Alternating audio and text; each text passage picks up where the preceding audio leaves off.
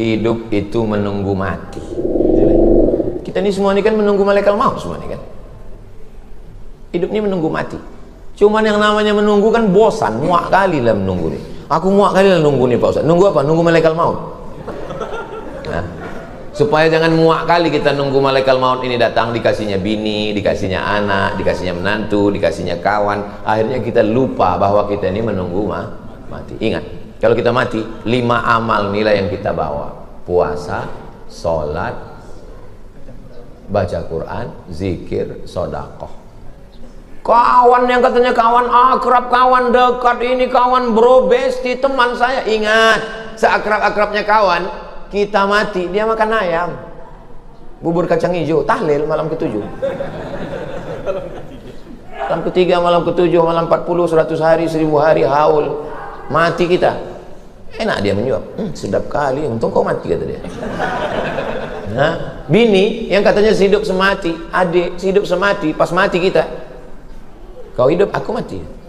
Harta kita berubah, harta yang katanya kita cari bersama berubah menjadi harta gono gini. Apa artinya? Kau begono, aku begini. Kullu amrin zibalin, semua amal yang baik, walam yubda bihamdillah, kalau tidak dimulai dengan alhamdulillah, fahuwa aqta, amal itu putus. Maksud putus itu tak bisa dia dibawa mati, putus sampai di dunia ini aja. Maka semua amal mesti diawali dengan alhamdulillahi rabbil alamin. Handphone siapa bunyi itu? Tapi ada yang bilang katanya bismillah, hadisnya ada juga. Kullu amrin ribalin walam yubda bismillah. Jadi kalau ada ustadz yang mengawali bismillahirrahmanirrahim, betul, ada hadisnya. Kalau dia mengawali dengan alhamdulillahi rabbil alamin, betul juga. Tak usah berkelahi gara-gara itu. Berkelahi antara yang bismillah dengan alhamdulillah, yang ketawa, yang mabuk. Yang penting ada hadisnya. Setiap majelis kalau tidak disebut nama dia, maka majelis itu antanajifah, majelis bangkai, majelis busuk, majelis berbau. Maka orang kalau berjumpa berdua pun waktu bersalaman menyebut nama dia. Allahumma salli ala sayyidina Muhammad wa ala ali sayyidina Muhammad. Allahumma salli ala sayyidina Muhammad. Itu sunnah. Bersalaman mengucapkan sholawat. Apa ini? Bid'ah ini mengucapkan sholawat waktu salam. Memang tak ada Nabi mengatakan kalau kamu bersalaman bersolawatlah kamu, tak ada. Tapi dalam hadis dikatakan kalau satu majelis tidak disebut namanya, maka majelis itu antana jifah. Antana busuk, jifah bangkai. Bangkai busuk, berulat, benanah, berbau. Maka supaya majelis kita ini tidak jadi majelis bangkai busuk, kita sebut namanya Allahumma salli ala sayyidina Muhammad wa ala ali sayyidina Muhammad. Laisa minna, tidak diakui sebagai umat Nabi Muhammad SAW, man lam yarham saghirana wa lam ya'rif syarafa kabirina. Anak kecil disayangi, orang tua dihormati. Semua anak-anak yang kecil-kecil ini semuanya kita sayangi semua, karena mereka lah yang akan melanjutkan sholat berjamaah di masjid ini nanti. Selama di masjid itu masih ada anak-anak kecil, bersyukurlah. Ini saya tengok subuh ini tadi banyak kali anak-anak kecil. Banyak sekarang masjid tidak ramah anak, tak ada lagi anak kecil, orang-orang tua aja isinya. Tapi di masjid ini banyak anak kecil. Padahal ini hari Ahad, hari libur ini. Anak kecil dibawa bagus. Kata pepatah orang-orang tua kita, dari kecil terlonjak-lonjak, sudah besar terbawa-bawa, sudah tua terubah tidak. Maka bawalah anak kecil. Memang anak kecil ini agak-agak ribut memang sedikit. Nah, itu kan suara dia aja dari tadi. Tapi kalau kita halau dia dari masjid ini, pulang.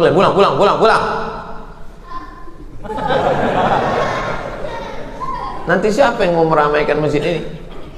Kalau di masjid itu masih ada anak-anak berlari-lari, berteriak-teriak, melompat-lompat, bersyukurlah. Ada video saya tonton. Pas sedang sholat, anak itu di belakang ribut. Mungkin bapaknya emosi, mundur, dia disipakkannya anak itu ke belakang. Takutnya yang menyipak itu mati.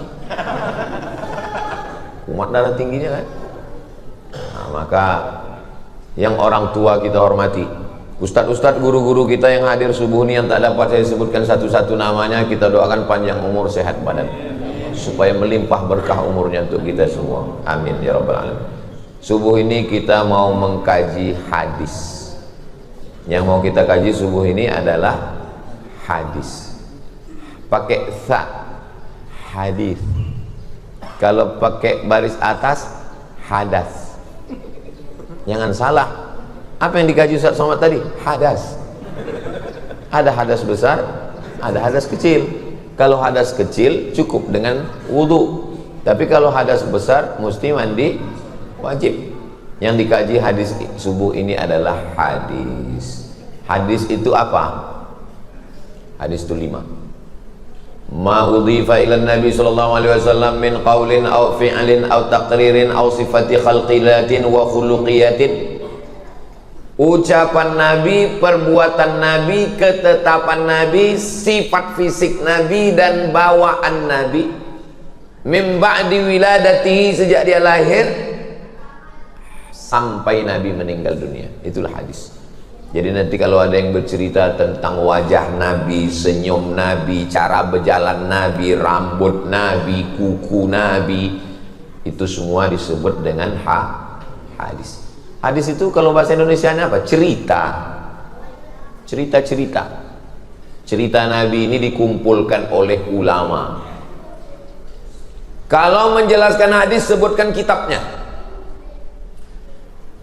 Kata Nabi, mohon maaf ya Pak, dalam kitab apa? Pokoknya jangan kau tanya-tanya. Banyak tanya masuk neraka kau nanti. Tapi kalau mau menanya Ustadz, jangan di tengah orang ramai. Takutnya dia entah lupa. Takutnya itu mempermalukan dia depan orang banyak. Nanti pas berdua, Ustadz, hadis yang Ustadz sampaikan tadi itu riwayatnya dalam kitab apa ya Pak Ustadz? Lupa pula aku. Kalau depan orang banyak kan jatuh harga diri dia. Tapi saya kalau ditanya orang, tidak semua saya jawab. Imam Malik pun ditanya 48 masalah, tak semua dijawabnya. Tapi kami tonton di YouTube itu, kami tengok semua Ustadz jawab. Yang bisa aja diupload. Yang tak bisa jangan dia. Rusaklah harga diri kita kan. Itu maka saya kalau ditanya, so tolong kalau ada pertanyaan pakai kertas, saya bilang. Kenapa? Karena pakai kertas bisa kita tengok kan. Ini agak payah, ini masukkan ke bawah. Jadi kalau coba langsung kita ditanya, itu riwayat siapa kata dia? Nomor berapa? Bab apa katanya? Gimana caranya biar supaya kita nggak jatuh? Ngamuk kita. Yang kau tanya lagi, kau pikir aku bodoh ini? Gitu caranya. Jadi hadis yang mau kita kaji ini kitabnya namanya Sahih Al-Bukhari. Apa namanya? Sahih Al-Bukhari. Sebetulnya judulnya panjang. Al-Jami' Al-Musnad Al-Mukhtasar min umuri Rasulullah sallallahu alaihi wasallam wa sunanihi wa ayyamih. Kenapa kitabnya ini disebut dengan Al-Jami'? Jami' artinya semuanya ada. Karena di dalamnya ada akidah, di dalamnya ada fiqih, di dalamnya ada akhlak, di dalamnya ada sirah, di dalamnya ada doa, di dalamnya ada zikir. Maka disebut dengan Al-Jami'. Kenapa disebut musnad? Karena di dalamnya bersanad. Apa itu sanad? Silsilah. Ustaz dulu belajar Quran sama siapa? Aku belajar Quran sama Syekh Azra'i Abdul Ra'ub. Rumahnya di tepi Sungai Deli. Datang saya ke rumahnya dulu. Saya sekolah di Muallimin. Kalau tuan membeli peniti jangan dicucukkan ke sayur kubis. Kalau mik sudah mati-mati tanda waktu sudah mau habis. Saya dulu sekolah di Muallimin Al-Wasliyah, Jalan Sisingamangaraja, Simpang Marendal, pagi. Nah, kalau malam saya mengaji ke Syekh Azra'i Abdul Ra'ub di Sungai Deli. Ngaji di situ dari tahun 90 sampai 93. Khatam saya dari Al-Fatihah sampai An-Nas. Syekh Azra'i itu kalau mengajar duduk aja. Tapi kalau salah gitu, apa gitu? Macam tidur dia, hafal Quran. 4 kali jadi dewan juri musabaqah tilawatil Quran internasional di Makkah Al-Mukarramah. Saya tahunya sesudah dia meninggal. Waktu ngaji itu anak kita anak SMP mana tahu ngaji. Pas dia meninggal, saya baca koran. Sudah meninggal hari ini ulama besar internasional, pernah jadi 4 kali dewan juri di Makkah Al-Mukarramah, dihormati oleh pemerintah Saudi Arabia dan dunia. Syekh Azra'i Abdul. Oh, guru tempatku mengaji dulu. Hebat rupanya dia. Allah maafillah warhamhu wa'afihi wa'afain. Syekh Azra'i itu belajar ke siapa? Namanya Syekh Ahmad Hijazi di Makkah Al-Mukarramah. Dari gurunya sampailah ke sahabat Nabi namanya Ubay bin Ka'ab, Utsman bin Affan, Sayyidina Ali bin Abi Thalib, sampailah ke Sayyidina Muhammad sallallahu alaihi wasallam. Itu namanya sanad. Jadi tolong dihidupkan lagi sanad-sanad Al-Quran di Medan ini, karena Medan ini tempatnya qori-qori, ulama-ulama besar dulu di Medan. Imam Masjidil Haram di Makkah itu punya muridnya itu datang ke Medan ini, diangkat menjadi imam besar Masjid Raya Al-Masun oleh Sultan Delhi, namanya Syekh Hasan Ma'sum. Syekh Hasan Ma'sum ini udah tua. Jadi waktu itu ditanya orang, Syekh Hasan Ma'sum, nanti kalau engkau meninggal dunia siapalah pelanjut engkau? Ditunjuk Syekh Hasan Ma'sum, itu yang akan melanjutkan nanti. Yang ditunjuknya itu namanya Syekh Muhammad Arsyad Talib Lubis, ulama-ulama besar. Tolong anak-anak muda tulis biografinya di sosmed, supaya orang tahu Medan ini tempatnya ulama-ulama hebat. Ini sekarang saya tidak di Sumatera Utara nih, tinggal saya di Riau. Apalah yang orang tahu tentang Sumatera Utara ini sekarang? Pagar besi banyak hilang. Saya menengok dari luar, padahal di sini dulu sarangnya ulama-ulama besar yang hebat-hebat itu dari sini. Maka lahirlah satu asli made in Medan Sumatera Utara, namanya Al-Jam'iyatul Wasliyah. Dan Syekh Muhammad Arsyad Talib Lubis itu menulis kitab Ulumul Hadis satu, namanya Ulumul Hadis. Kami membaca kitab itu di Muallimin Al-Jam'iyatul Wasliyah. Dari saya ke guru saya, sanadnya ke Syekh Muhammad Arsyad Talib Lubis, sampailah sekarang. Mudah-mudahan bangkit lagi para ulama-ulama besar dari Sumatera Utara ini, insyaallah. Amin ya rabbal alamin. Al-Jami' Al-Musnad Al-Mukhtasar. Mukhtasar, kenapa disebut kitab ini mukhtasar, ringkasan? Karena hafalan hadisnya 600.000 hadis. Yang ada di kepala Imam Bukhari itu 600.000 hadis, 600.000 hadis. Tapi kalau itu dicetak banyak kali, akhirnya diringkasnya, itulah dia kitab, isinya 7.275 hadis. 7.275 hadis. Al-Jami' As-Sahih Al-Musnad Al-Mukhtasar. Kenapa disebut As-Sahih? Karena semua hadis yang ada dalam kitab ini sahih. Rupanya hadis itu berapa? Yang paling tinggi sahih. Di bawah sahih hasan.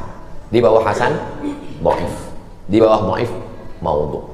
Maudhu' tak boleh diriwayatkan sama sekali, hadis palsu. Al-Bazinjan Syifa'un min kulli da', terong obat dari segala macam penyakit. Itu hadis palsu.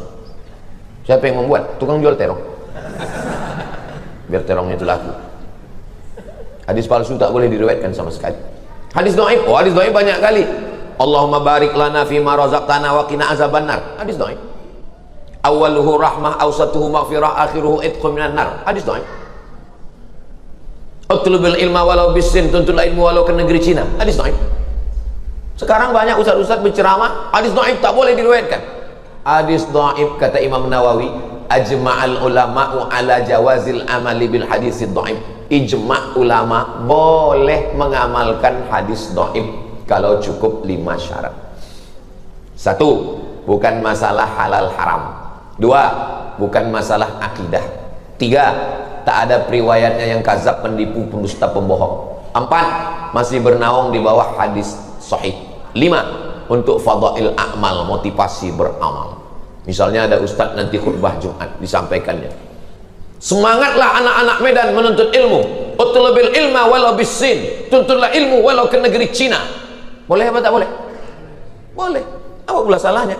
Bukan masalah akidah, bukan masalah fikih, bukan ada periwayatnya yang pendusta, masih bernaung di bawah hadis sahih. Dan untuk fadail a'mal, memotivasi supaya orang belajar, tuntutlah ilmu ke negeri Cina. Dulu begitu, sekarang tak perlu, karena Cina itu sudah datang kemari. Sampai jauh-jauh ke sana.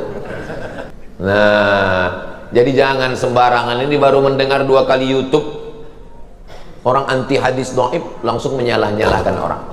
Hadis hasan dan hadis sahih tak ada ikhtilaf antar ulama, boleh diamalkan. Jadi hadis yang mau kita bahas subuh ini hadisnya hadis sahih, tak ada ikhtilaf. Kenapa sahih? Karena semua yang ada dalam Sahih Bukhari itu sahih, hadis sahih. Bukhari bukan nama orang. Imam Bukhari bukan nama orang. Bukhari artinya orang Bukhara. Bukhara, Bukhari. Orang Makkah, Al-Makki. Makkah, Al-Makki. Madinah, Madani. Medan, Medan. Nah, jadi kalau ada nanti nama Ustadz Al-Mukarram Ustadz Abdul Somad Al-Maidani, dikomplain orang, apa pula Al-Maidani, bukan orang Medan dia katanya. Man sakana baladan arba'a sanatin, man sakana baladan arba'a sanawatin faqad sahha an yunsab ilaih. Siapa yang tetap di suatu kota selama 4 tahun, boleh dipakai nama kota itu.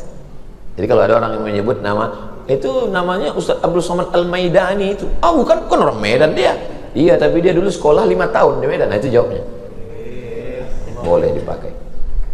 Dulu ada namanya ulama besar Ustadz Hussein Sardani, tamat dari Irak, dari Baghdad, Irak, dari tempat Saddam Hussein. Namanya Syekh Hussein Sardani, ulama besar Al-Wasliyah. Sardani itu dari Serdang. Serdang itu Sardani. Ulama besar.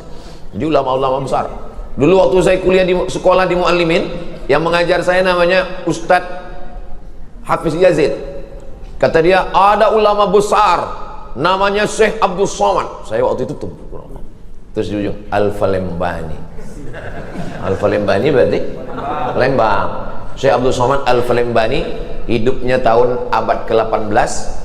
Dia murid langsung dari Syekh Abdul Karim Samman dari Madinah Al-Munawwar. Syekh Abdul Somad Al-Falembani ini seangkatan dengan Datuk Kelampayan di Kalimantan. Moyangnya dari Abah Guru Sekumpul, namanya Syekh Muhammad Arsyad Al-Banjari. Al-Banjari berarti orang zaman dulu kalau disebut nama itu langsung tahu kita nama. Itulah hebatnya orang Batak, asal disebut namanya langsung kita tahu dia dari mana. Siregar, tak mungkin dari Solo. Asal disebut nama, itu hebat. Jadi yang punya marga, pertahankan nama itu. Kenapa? Karena itu menunjukkan identitas diri kita. Dan biasanya nasab-nasab ini membuat orang menjadi bersaudara. Pernahkah orang Batak berperang gara-gara agama? Tidak pernah. Bacalah sejarah orang Batak berperang gara-gara Islam sama Kristen. Tidak pernah. Kenapa? Karena kalau udah jumpa, bertutur dia, bertarombo dia, walak kita sesudahnya. Tak jadi dia berperang. Karena bersaudara lebih kuat daripada beragama bagi mereka. Maka anak-anak kita ini pertahankan nasab itu. Kenapa? Karena itu menunjukkan identitas diri. Nah, Bukhari bukan nama orang. Bukhari adalah nama kampung. Bukhari orang Bukhara. Bukhara itu sekarang di mana? Uzbekistan. Dari Pekanbaru naik pesawat ke Jakarta, dari Jakarta naik pesawat ke Tashkent, dari Tashkent naik kereta api ke Bukhara. Sampai di Bukhara, itulah dia nama kampung Bukhara. Orang Bukhara itu disebut dengan Bukhari. Siapa nama kau? Bukhari. Kau orang Bukhara? Enggak, aku orang Teluk Nibung. Kenapa pula orang Teluk Nibung nama kau? Tanjung Balai Teluk Nibung, tembak lantai kena hidung. Kenapa nama kau Bukhari? Entah, begitu dikasih nama ayahku dulu. Rupanya orang dulu pakai nama Bukhari itu untuk mengambil nama barokah ahli hadis ini. Nama dia Muhammad bin Ismail bin Ibrahim bin Al-Mughirah bin Bardizbah. Saya lebih hafal nama dia daripada nama saya sendiri. Nama saya sendiri cuma 4 yang saya ingat. Abdul Somad bin Bakhtiar bin Yahya bin Muhammad Shah, dari pihak ayah saya. Ayah Muhammad Shah itu sudah tak tahu saya.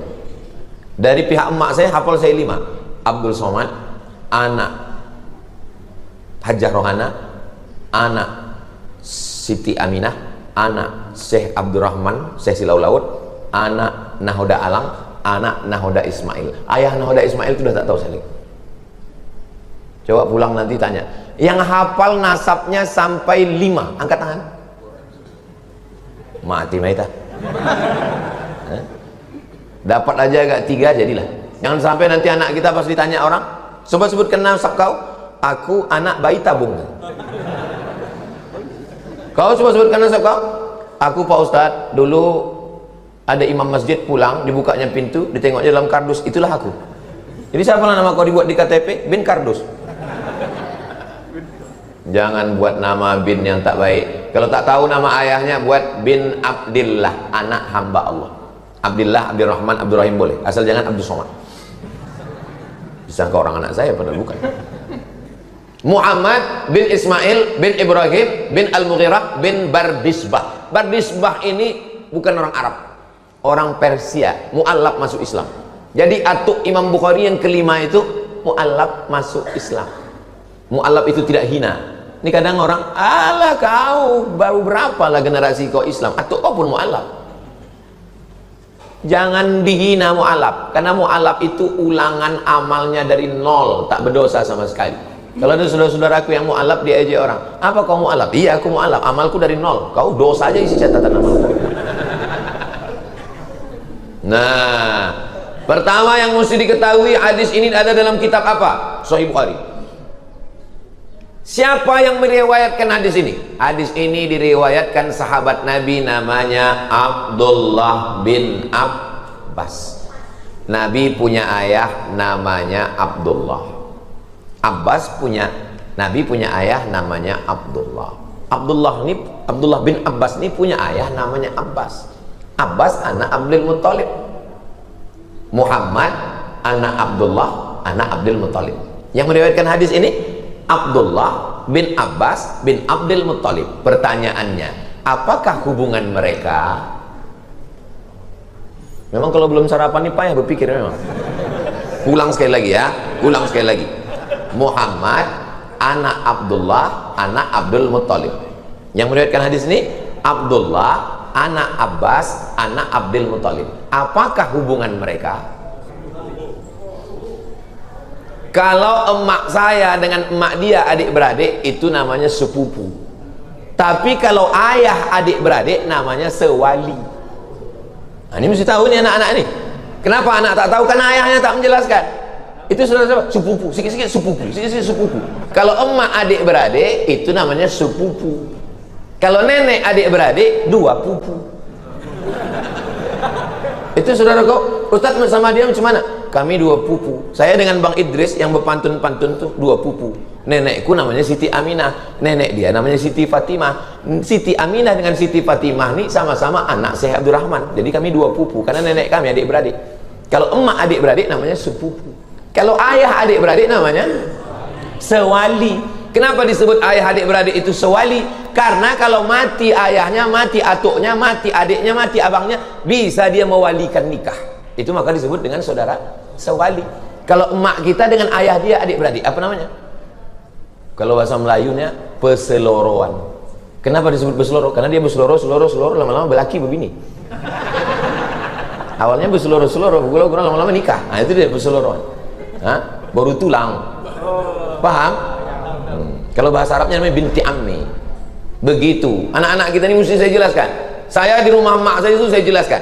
Ini namanya Syekh Abdul Rahman. Dia punya anak namanya Siti Fatimah. Siti Fatimah punya anak namanya Siti Ruqyah. Yang dari Indo ini namanya Siti Aminah. Punya anak namanya Syekh Muhammad Ali. Nama adiknya lagi Siti Hadiah. Yang ini punya anak namanya Syekh Abdul Latif. Nanti punya anak-anak. Jadi setiap datang tamu hari raya aku tanya, kau sama ini apa hubungan kalian? Tengok itu. Oh, nenek kami adik-beradik. Kalau tak dibuat begitu orang tak tahu. Lebih kenal dia kawan di Facebook.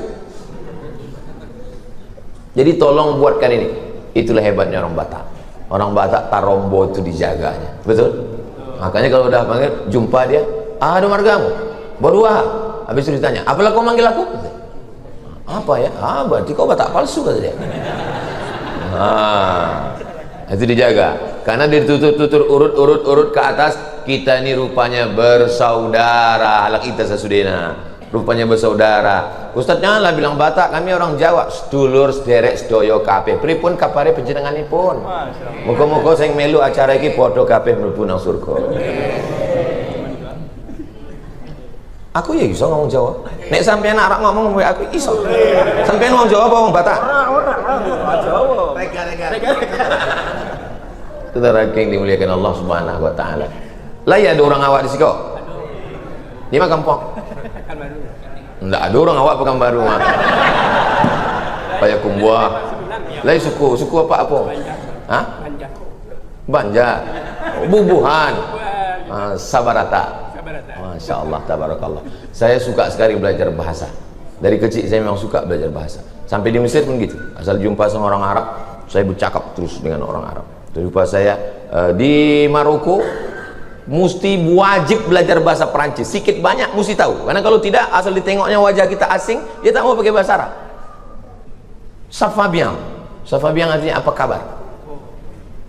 Jutaime artinya I love you. Komong tutapel. Komong tutapel artinya siapa nama? Yang paling penting dihafal kalau ke Maroko adalah kalimat Je ne parle pas français. Je ne parle pas français artinya aku tak bisa bahasa Prancis. Asal udah agak dalam kali cakap dia, langsung kita bilang Je ne parle pas français arabe. Aku tak bisa bahasa Prancis, bahasa Arab aja. Kaif halak? Tulu halak. Bahasa ini penting. Man arafa lughata qaumin amina makrahum. Siapa yang paham bahasa suatu kaum, dia aman dari tipu daya. Saya mau ngasih tahu, yang mengulis kitab Sahih Bukhari 7275 hadis itu bukan orang Arab. Bukan orang Arab. Apa tafsir yang paling tua? Tafsir yang paling tua tafsir Imam Abu Ja'far Ibnu Jarir At-Tabari, 24 jilid, 1 meter panjangnya. Tabari, Tobrustan, bukan orang Arab. Bukhari, Uzbekistan, bukan orang Arab. Kenapa? Allah mau menunjukkan ke agama ini bahwa agama ini akan didiami, akan dihuni, akan dianut oleh semua orang-orang hebat. Kita kalau belajar hadis, sanad ahli sanad dunia ini namanya Syekh Muhammad Yasin bin Isa Al-Fadani. Fadani dari mana? Padang. Mufti Mesir, namanya Syekh Ali Jum'ah. Waktu saya baca biografinya, sanad hadisnya dari Syekh Muhammad Yasin bin Isa Al-Fadani dari Padang. Saya mau ngasih tahu, siapapun kita, apapun suku kita, dari manapun kita, kalau kita muliakan agama Allah ini, kita akan kekal abadi, dikenang sepanjang zaman, insya Allah. Tolonglah agama ini. Imam Masjidil Haram meninggal tahun 1916, namanya Syekh Ahmad Khatib Al-Minkabawi. Orang mana itu? Minangkabau. Jadi jangan asal disebut Minangkabau rumah makan Gumarang. Minangkabau rumah makan Minang, rendang. Syekh Ahmad Khatib Al-Minkabawi berperang antara padri dengan adat. Orang padri berpegang ke agama, adat melagayam, berperang, dilaga oleh Belanda, Davide et Impera, lari ke Makkah. Sampai di Makkah menghafal Quran, menghafal hadis, menghafal fikih, usul fikih, bahasa Arab. Malang tak dapat ditolak, untung tak dapat diraih. Kalau tuah ada di badan, pasir digenggam menjadi intan. Ahmad Khatib Al-Minkabawi nikah sama anak saudagar kaya namanya Syekh Soleh Al-Kurdi. Syekh Soleh Al-Kurdi punya anak gadis cantik, nikah sama anak Syekh Soleh Al-Kurdi. Syekh Soleh Al-Kurdi dekat dengan Raja Makkah. Waktu itu sebelum revolusi King Abdul Aziz. Revolusi King Abdul Aziz 1924. Sebelum revolusi King Abdul Aziz. Lalu kemudian Syekh Soleh Al-Kurdi membawa anaknya tadi, menantunya tadi, Syekh Ahmad Khatib, sholat bersama sultan, bersama raja. Yang jadi imam raja. Zaman dulu raja-raja itu bisa jadi imam. Zaman sekarang ada juga yang bisa jadi imam, tapi zuhur aja. Tak berbunyi. Modal Allahu Akbar. Saking groginya sami Allah pun lain. Sami Allahu Akbar. Majulah Syarif Husain tadi jadi imam. Pas baca ayat ditakdirkan Allah salah ayatnya. Pas salah ayat diluruskan oleh Syekh Ahmad Khatib dari belakang. Selesai sholat, Syarif bertanya, siapa yang meluruskan tadi? Ahmad Khatib Al-Minkabawi. Kagum dia dengan ilmunya, diangkat jadi imam Masjidil Haram. Dialah orang Nusantara, orang Pulau Sumatera, orang Indonesia. Waktu itu belum ada Indonesia, karena Indonesia baru ada 30 tahun setelah dia meninggal. Dia meninggal 1916, Indonesia baru ada 1945. Jadi waktu itu kita masih kerajaan-kerajaan. Lalu kemudian dia mengajar di Masjidil Haram. Pulanglah muridnya dari Makkah. Nama muridnya itu Kiai Haji Hadratus Syekh Muhammad Hashim Asy'ari. Pulang ke Jombang, wong Jawa. Itulah yang mendirikan Nahdlatul Ulama. Salah satu muridnya pulang lagi ke Bukit Tinggi, nama kampungnya Canduang. Itulah yang disebut dengan Inyak Canduang. Syekh Sulaiman Ar-Rasuli, Perti, Persatuan Tarbiyah Islamiyah. Salah satu muridnya dari Makkah itu pulang ke tanah Delhi, datang Sultan Delhi, diangkat jadi imam besar. itulah dia Syekh Hasan Maksum. Murid-muridnya mendirikan Al-Jam'iyatul Wasliyah. Di Sumatera Barat Tarbiyah Islamiyah, di Jawa Timur Nahdlatul Ulama. Prinsipnya 3, akidahnya Asy'ari, wujud, qidam, baqa, mukhalafatul hawadisi, qiyamuhu binafsihi, wahdaniyah, qudrat, iradat, ilmun, hayat, sama, basar, kalam. Fikihnya Syafi'i, tasawufnya Imam Al-Ghazali. Saya mau menyampaikan ke seluruh masjid-masjid, tolong jamaah pengajian-pengajian pakai kitab. 3 ini mesti ada di masjid. Akidah. Kami dulu di Muallimin nama kitabnya Al-Husunul Hamidiyah waktu sanawiyah. Waktu aliyah kitabnya Ad-Dasuqi ala Ummil Barahin. Bacakan kitab itu ke jamaah. Fikihnya waktu di Muallimin dulu Tuhfatut Tullab Imam Zakaria Al-Ansari. Tasawufnya waktu di Muallimin dulu Ihya Ulumuddin, tapi 4 jilid besar kali. Baca ringkasannya, namanya Mau'izatul Mu'minin min Ihya Ulumuddin, diringkas oleh Syekh Jamaluddin Al-Qansi. Cukuplah itu dah pengajian yang cerita ke sana, cerita kemari, cerita ke sana, cerita kemari. Bukan saya menyepelekan, bukan. Saya takut nanti jamaah ini udah ingat, asal ini ustadznya ini pasti dulunya sabar. Ditengoknya, baru ditengoknya muka ustadz udah tahu ya, ini tawakal nih. Coba berkitab. Saya kalau di dekat rumah saya pakai kitab. Kitab yang saya pakai Riyadhus Shalihin. Karena kebetulan saya kuliah dulu jurusan hadis. Itu yang saya paham. Tapi untuk saudara kita yang fikih, mengajar fikih lah di masjid kita, mengajar hadis, mengajar akidah. Sekarang kita baru masuk ke hadisnya. Siapa yang ceramah tadi? Ustadz Somad. Dari kitab apa diambilnya tadi? Sahih Al-Bukhari. Siapa nama periwayatnya tadi? Abdullah bin Abbas, sewali dengan Nabi, ayah mereka adik-beradik. Inilah Abdullah bin Abbas. Saya kalau dibawa orang anak kecil, Ustaz tolong doakan anak saya doakan Allahumma faqihhu fiddin wa 'allimhu ta'wil. Itu doa Nabi untuk Abdullah bin Abbas. Jadi kalau ada anak kecil minta doakan Allahumma faqihhu fiddin wa 'allimhu ta'wil. Kalau tak hafal doanya, gerak-gerakkan aja mulut. Daripada ditanyanya apa doa kau, kita tak tahu kan. Waktu Anas bin Malik apa doanya? Allahumma aksir amwalahu wa auladahu wa ja'alhu min ahlil jannah. Banyakkan hartanya, banyakkan anaknya. Tak ada disebut banyakkan bininya. Tapi bunyi banyak anak itu mesti banyak. Enggak ada aku sebut begitu. Hati-hati kalian, bini kalian nengok dari atas. Maaf ya Bu ya. Allahumma aksir amwalahu, banyakkan hartanya, wa auladahu, banyakkan anaknya, wa ja'alhu min ahlil jannah, jadikanlah dia penghuni surga. Makanya kalau ada orang bawa anak kecil, doa Nabi kepada cucunya Hasan Husain, u'izukuma bi kalimatillahi tammati min kulli syaitani wa hamma min kulli ainil lama. Kalau ada orang bawa anak kecil ke saya campur 3 doa itu. Allahumma faqihhu fiddin wa 'allimhu ta'wil warzuqhu fahmal mursalin. Allahumma aksir amwalahu wa auladahu wa ja'alhu min al jannah. U'idzuka bi kalimatillahi tammati min kulli syaitani wa hamma min kulli ainil lama. Aku tak bisa bahasa Arab Pak Ustaz, aku udah tua, tak bisa aku menghafal. Doa pakai bahasa kita aja. Selamatkan anak ini dari sabu-sabu, dari lem kambing. Selamatkan anak ini dari mencuri besi-besi masjid. Selamatkan anak ini dari buah kecubung. Selamatkan dari ganja. Selamatkan dari mabuk pertamak. Selamatkan dari menjual tabung gas untuk beli narkoba. Tak usah kuat-kuat, pelan-pelan aja. Tahu orang sebelah lain doa kau nih, dengar. Nah, sekarang baru kita masuk teks hadisnya. Kitabnya Sahih Bukhari. Riwayatnya Abdullah bin Abbas. Abdullah bin Abbas ini makamnya di Taif. Di Taif itu ada makam Abdullah bin Abbas. Pas mau masuk pintu masjid, di sebelah kiri, di dalam itulah makam Abdullah bin Abbas. Tapi makamnya tidak boleh diziarahi karena Saudi tak boleh ziarah. Ziarah ke makam Nabi pun orang tuh marah. Kita udah mau nangis di depan makam Nabi. Assalamualaikum ya Rasul. Haji. Jadi awak nangis. Awak udah siap-siap udah mau nangis. Akhirnya nangis juga keluar. Pas tanya, kenapa kau nangis? Dimarahi polisi itu. Nah, jadi beliau meninggal. Dan sahabat Nabi yang paling banyak tafsir Al-Qur'annya adalah Abdullah bin Abbas. Kalau mau menengok tafsir Abdullah bin Abbas paling lengkap dalam kitab tafsir At-Tabari, diriwayatkan oleh murid-muridnya. Imam Ad-Dhahhak murid dia, Mujahid murid dia, Qatadah murid dia. Ini semua adalah ahli tafsir. Nah, sekarang kita baru masuk ke teks hadisnya. Apa bunyi teks hadisnya?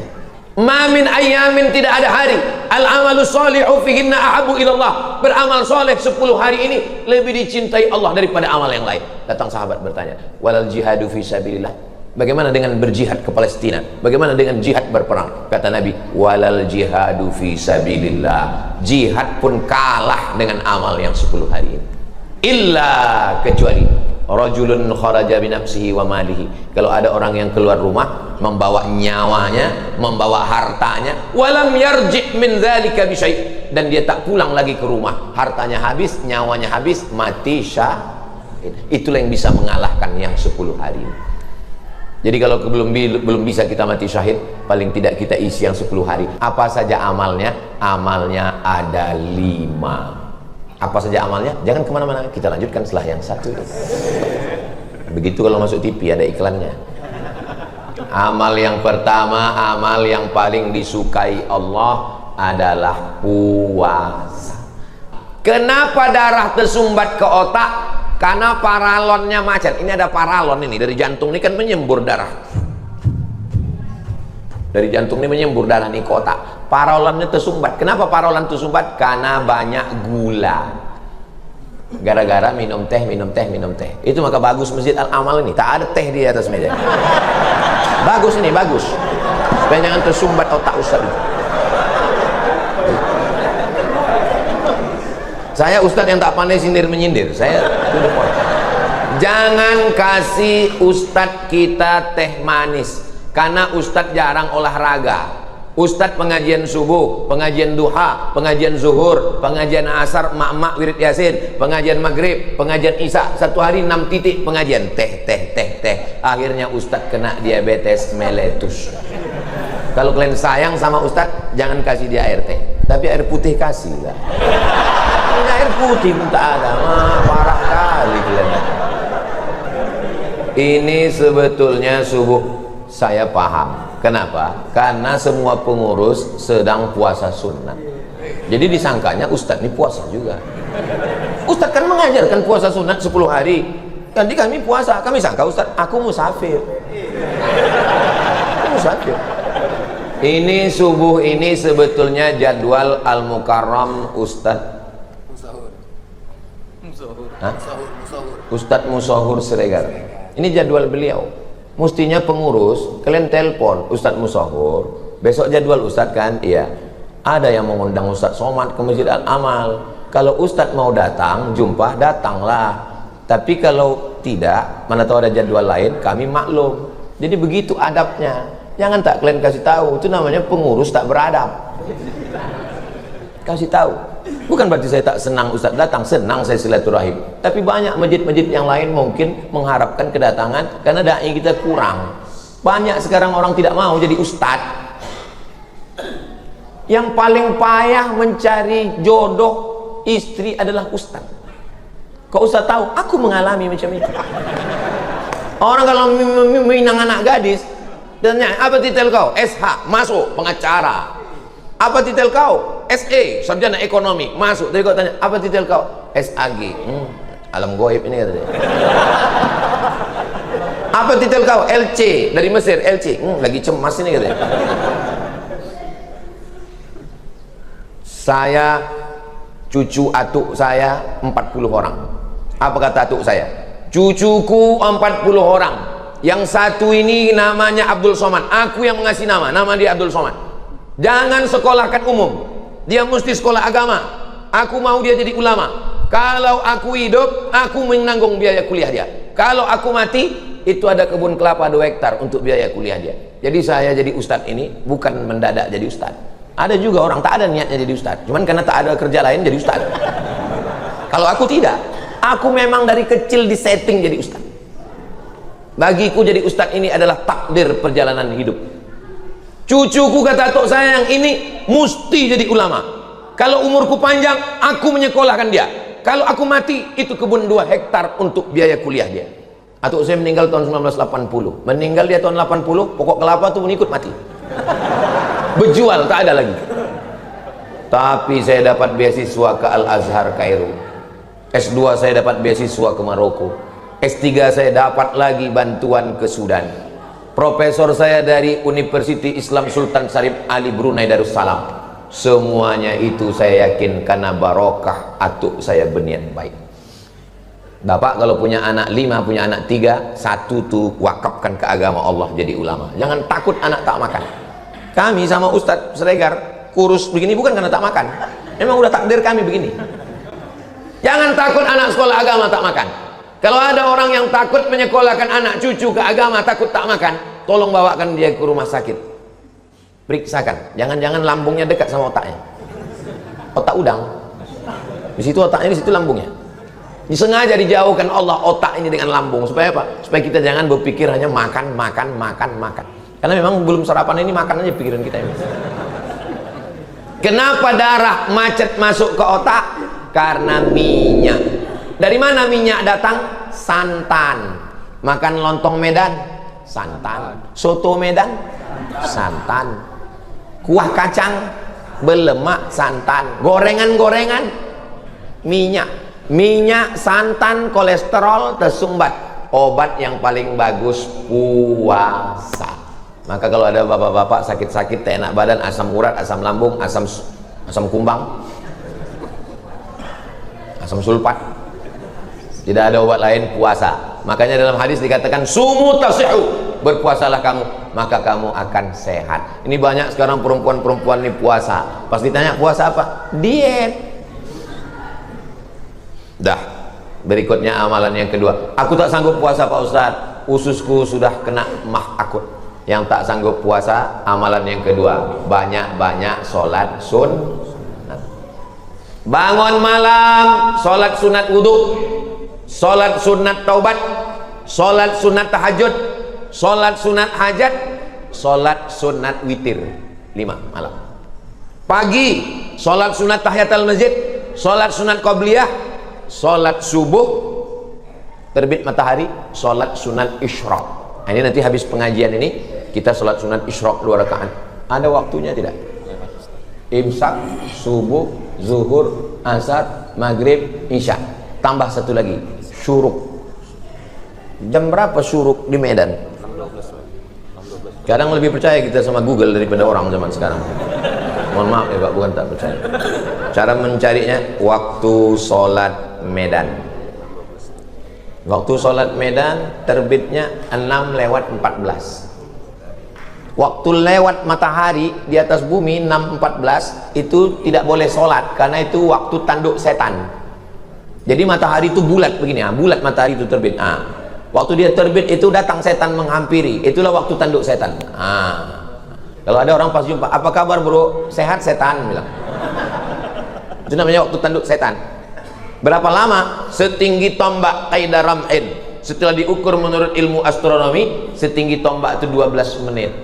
Sekarang menurut waktu Medan terbit matahari 6:12, 6:14 tambah 12 berarti 6:26 sudah bisa sholat sunat isyraq 2 rakaat. 6:26.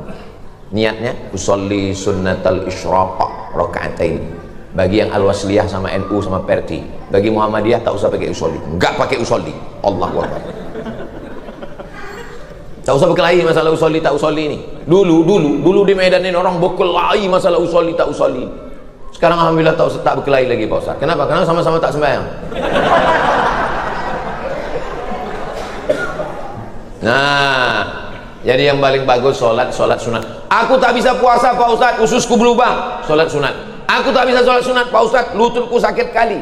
Yang ketiga, banyak-banyak baca Quran. 1 jam 1 juz, 1 hari 3 juz, 10 hari 30 juz. Kalau cuma 3 juz enteng lah, buat encer lah. Aku 4 juz bisa, juz melon, juz pokat, juz mangga. Aku tak bisa baca Quran Pak Ustaz, asal ku tengok Quran itu bersatu titiknya. Masih ada harapan lagi. Apa dia? Zikir. Afdalu zikri fa'lam, seafdal zikir adalah la ilaha illallah, la ilaha illallah, la ilaha illallah. Tadi sebetulnya Pak Imam tadi mau berzikir. Imam tadi mau berzikir sebetulnya, subhanallah 33, alhamdulillah 33, Allahu akbar 33, la ilaha illallah 100. Cuman datang pengurus berbisik dari belakang, jangan lama-lama. Jadi Aku tengok itu semua, aku amati, bukan tak aku tengok. Jangan gara-gara ada pengajian tak berzikir, ini tak betul. Berzikir ini sunnah. Aku nanti kalau di akhirat ditanya malaikat, kenapa jamaah Masjid Al-Amal subuh Ahad tanggal 5 Zulhijjah tak berzikir? Kata imam, aku dilarang pengurus. Ditanya pengurus, kenapa kau larang berzikir? Karena menghormati Ustaz Somad. Aku yang kena. Aku tak ada nyuruh ya. Aku tak ada pesan. Usahakan berzikir. Subhanallah, subhanallah, subhanallah. Sunnah berzikir. Saya setiap jadi imam, tanya pengurus-pengurus nih, setiap saya jadi imam walaupun musafir, zikir tak pernah saya hilangkan. Subhanallah 33, alhamdulillah 33, Allahu akbar 33. Kalau kebetulan imam subuh di hotel, di rumah, di mana, afdhaludz dzikri fa'lam annahu la ilaha illallah, la ilaha illallah. La nya itu tidak, la pas lafaz Allahnya itu ke jantung, la ilaha illallah, bagi yang mau menggoyangkan kepala. Yang tidak, ya tak usah. La ilaha illallah, la ilaha illallah, la ilaha illallah. Karena tidak ada wajib menggoyangkan kepala. Ini kadang orang ini asal berzikir goyang kepala, asal gini kepala. Pas tanya kenapa kau goyang? Entah, aku tengok orang goyang, aku goyang. Tapi saya tengok Pak Ustadz, orang-orang tarekat Naksabandiyah itu tak ada zikirnya kuat-kuat, tasbihnya aja berputar. Itu namanya zikir ismuzat. Zikir ismuzat itu di dalam nih, tak berbunyi, tak bersuara. Zikirnya Allah, Allah, Allah, Allah, Allah, Allah, Allah, Allah, Allah, Allah, Allah, Allah, Allah, Allah, Allah, Allah. 1000, 1000, 1000, 1000, 1000, 1000. Satu hari, 5000 wajib satu hari. Allah, Allah. Supaya kita tak banyak bercakap. Ustaz banyak bercakap, aku memang ceramah, mesti bercakap. Ada memang orang wajib dia bercakap. Siapa itu yang wajib bercakap? Ulama, wajib dia bercakap, menyampaikan ayat Quran dan hadis Nabi. Siapa lagi yang wajib bercakap? Parlemen. Parle bahasa Perancis, artinya bercakap. Parlemen tempat orang bercakap. Makanya kalau ada anggota parlemen tak bercakap, makan gaji buta, makan duit Arab, makan duit rakyat. Mesti bercakap dia di situ, mengeluarkan perda, peraturan daerah, mengeluarkan undang-undang, mesti dia bercakap. Yang tak boleh bercakap siapa? Tukang tak boleh bercakap. Karena kalau dia bercakap berhenti batu bata. Supir tak boleh bercakap. Di Eropa itu tertulis don't speak, no speaking, dilarang ngomong ke supir. Kenapa? Kalau dia bercakap salah konsen. Ya apa kau bilang tadi? Ya betul. Masuk, pindah alam langsung. Hah? Puasa tak sanggup Pak Ustadz. Sholat sunat, sakit lutut, encok, asam urat, baca Quran. Mata rabun, zikir tak bisa, keluar duit, infak, sodakoh, wakaf, bantu masjid, bantu. 5 amal yang utama di bulan. Tak juga sanggup, mati aja lah. Apalah guna hidup, buat semak medannya aja, buat macet jalan Singamangaraja aja. Cemana lah kami mau mati Pak Ustaz? Belum mati lagi, ada jenazah lewat, ikut. Nampak jenazah yang ikut, daripada habis besi-besi masjid ini nanti. Mudah-mudahan dipanjangkan Allah umur kita supaya kita bisa beramal soleh. Apalah hidup ini? Apalah hidup ini? Mau ku tanya dulu. Saya kalau yang tua segan, saya yang anak-anak muda lah tanya. Mana anak muda tanya? Itulah yang menunduk. Takut tanya. Bang, kasihlah saya definisi hidup. Apalah itu hidup?